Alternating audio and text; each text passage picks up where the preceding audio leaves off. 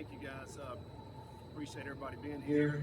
I think we're excited about heading into year 4 for us in the Big 12. We've improved our record each and every year. Excited about this year, I think for many reasons. I think first of all, the players that we have coming back, starting with our offensive line, man, we got one of the best offensive lines in the country. We've got to have a good position group. Certainly want to start with those guys. Excited about what they're going to be able to bring to our table. Last year, we were one of the top offensive lines, and a lot of those guys are back. So, not only great players, but they're great leaders on the team, and head that locker room up. And then I think probably the next thing is really excited about Coach Woody is coming in to be our defensive coordinator, so that's going to be a change defensively. Over the last couple of years, Coach Woody and I were together at Appalachian State for 5 seasons. Did a outstanding job there. Had a great run at Army the last 6 years. So excited about what he'll be able to bring to our defense. And I think the special team aspect, we have all 3 of our specialist tackles, our punter, our kicker, and our long snapper. So those guys are some of the best in the country as well. So really amped about this year. Coming into year 4 in a great conference with a great opportunity. So excited about this and ready to get going. If you have a question, please keep your hand raised until we get someone to you. We'll go to Senator second. Coach, the answer was thrown away and called DT. JC French, the fourth premium through the portal for Georgia Southern. We know that the team goes as the quarterback goes, so what can you say about his leadership, his effort on the field, what you saw that was worth bringing into Cincinnati? Yeah, I think we all know that no matter what level, what league you're in, whether it be rec league, high school, college, or pro, you better have a good quarterback. And certainly went to Portland and trying to find a guy that fit what we want to do. And JC was one of the guys that was out there. He's a couple of things that we like about JC. He ended up being an all-time leading passer in Georgia Southern school history. He's a guy who's got a lot of great experience. Coach Jones' offense down in Georgia Southern, lit it up at times, did a great job with throwing the football. But then you start digging deeper and getting calling and talking to people and finding out about his character, his leadership, how he handles himself off the field, and that was critical as well. And but you don't truly know until you get on campus. And when we got JC on campus, very humble but very confident in his ability. I thought we had an outstanding spring. He came in. We split a lot of time at quarterback position this spring, and he kind of rose to the top. He throws an excellent ball. He's very catchable ball, tight spiral, can make throws down the field as well, and also can move around a little bit. I think, for us in our offense, we've always had a quarterback that can move around a little bit, and he's able to do that as well. So I'm excited about what he'll be able to do for our team this year. I think he's already, taking the leadership role of the quarterback position. He's won the locker room, and that's the reason why we brought him here. I think we're excited about what JC will bring to our team. We'll go to center left in the back. Bailey Sheffield with KillerFrogs.com. Hey, Coach, you said this is year 4 for you guys. What's the biggest strides that you're making in the Big 12, as well as your challenges? Yeah, I think year 4 we've gotten better each and every year in this league. Obviously, we're making a move up from a group of 5 at that point to the Power League. There's going to be some challenges, and I think we certainly have learned a lot over the first 3 seasons. Last year we talked about we just got into a new facility at Cincinnati. It's an incredible facility where we have our football team, a new indoor facility, new weight room, training room. Many apparatuses that can help in recovery, aid recovery. That's something that will help this league. This is our, anniversary time right now, 1-year anniversary getting the new building. And also learning the lay of the land, the teams that we have to play in this league. This is a great league, this is great coaches, great players, very competitive. We're having to travel a lot of places throughout the country and playing in some great venues. And in this league, we all know you have to bring a great game if you want a chance to win. And, but like everybody else, we're trying to put out a great team of individuals that come together and play as a team. And I think that's been our charge this whole offseason, is to become really connected, to become tight as a unit. And that's what we've been able to do. It's exciting to see these guys work this summer. Center left second. Michaela Woodford, D210 Sports. Coach, so much of the conversation today is about wins, championships, and this upcoming season, but your impact on these players lasts much longer than their football careers. How do you define success for your players when football is no longer part of their lives? Yeah, I think in our program we do talk a lot about life and what kind of father, what kind of husband you're going to be when you leave football. You're going to put the things up one day, and then what kind of impact you're going to be able to make out in society. But I do think the things that we learn within football, the discipline, the accountability, the camaraderie, the teamwork that you have to have, the unselfishness that you have to have. All these traits that I think you can learn as a football player, help your life. And we got a bunch of great individuals in our building that learn from each other, learn from the older guys, and continue to move forward. So there's so many things that we can learn from the game of football that we try to teach our guys. Scott Swerger of Cincinnati Enquirer.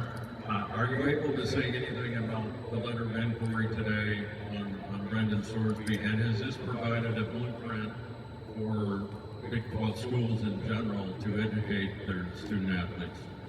No, we can't really make any comments about that inquiry.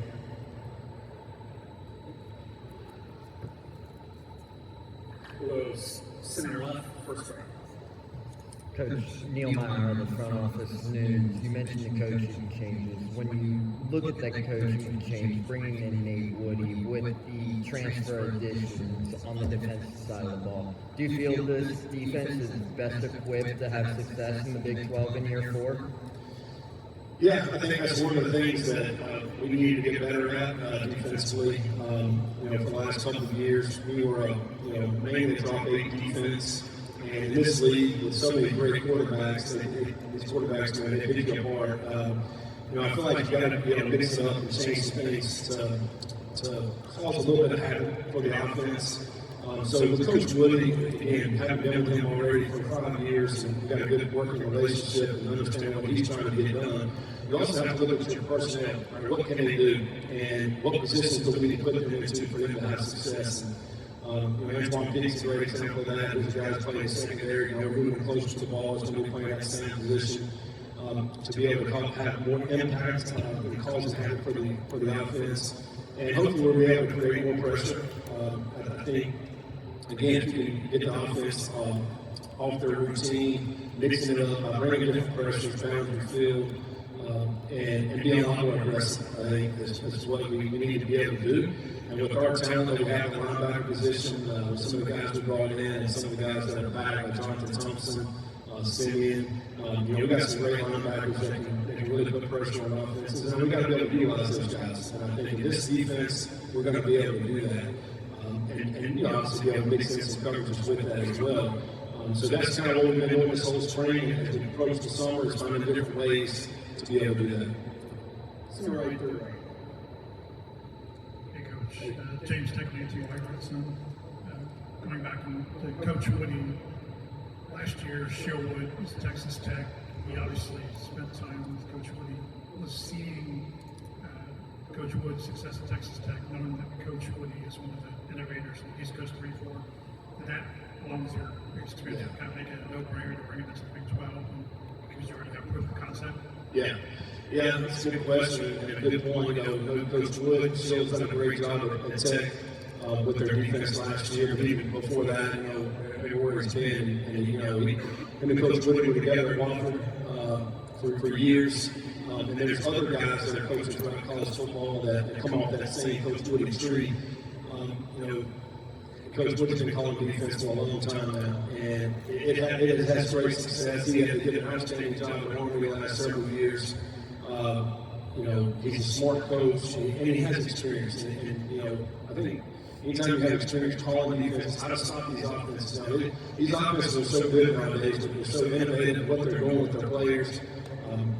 How they can match up running game scheme with the passing game scheme. And you have to have a multiple defense. You just can't sit in the same defense and then you're going to have great success. And so, certainly what Coach Wood did at Tech, and they had some outstanding players there as well last year, and a lot of those guys are back this year too. So because Woody can bring some of that to her and help our defense, certainly gives us a better opportunity to win these games. Center left 6 4. Anderson, Sixth Committee. This year will be 129th meeting between Cincinnati and Miami. We missed a year last year, but how is it important to you that they keep these kinds of games going, these important non-conference that have so much history? Yeah, I think it's incredible the amount of times and history that Miami and Cincinnati have had over the years, not 45 minutes apart from each other. It's an incredible rivalry, one that our players love playing in, and our fans, I think, love it as well. As we know, how college football has changed over time and the years, and guys going to different conferences, and somehow we've been able to sustain the rivalry over all those years. So it'll be interesting to see how what happens in the future with it. I certainly believe that in college football, you want to have rivalries, you want to be able to play some of the teams that you've been playing for years, and regional rivalries I think are important for the fan bases for sure. And so this year we're playing in our soccer stadium in Cincinnati, which is a very unique venue.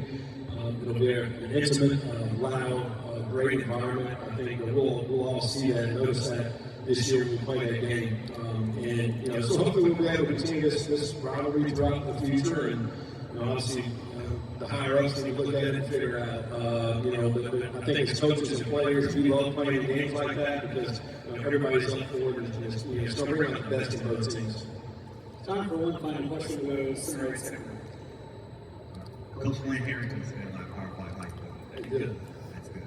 So last season you opened up the year facing Nebraska at Arrowhead Stadium. This season you opened up against Boston College, powerful team out the ACCC. So how are you preparing your teams mentally and physically to no dream off the top? Go to battle on week one. Yeah, I think we revert a little bit back to what happened last year. We did play a Nebraska team, and I was staying in Arrowhead Stadium, probably one of the loudest stadiums I've been in. It was packed, a great environment, came down right to the last play. No different this year. I think anytime you start your first game against a team like Boston College, a team that's going to have a lot of great players, good coaching staff. And our first games is a lot of unknowns too. What are they going to be trying to do with their new players, any new coaches that they may have. So there's a lot of little cat and mouse going on at the beginning of the game, I think, offensively and defensively, trying to figure each other out. I think the big thing for us is to know that we have to be our best in the first game. And so that's why this summer and August camp's got to be intense. And you got to be ready to go that first week. You certainly want to get out to a great game. And, unlike last year, we didn't win the first game. You want to come out and get that first win right off the bat. I think for us, fortunately, it's a different stadium. We'll have a great crowd. Well, certainly have a home field advantage. You got to take advantage of that. Thank you. Coach, thank you for your time today.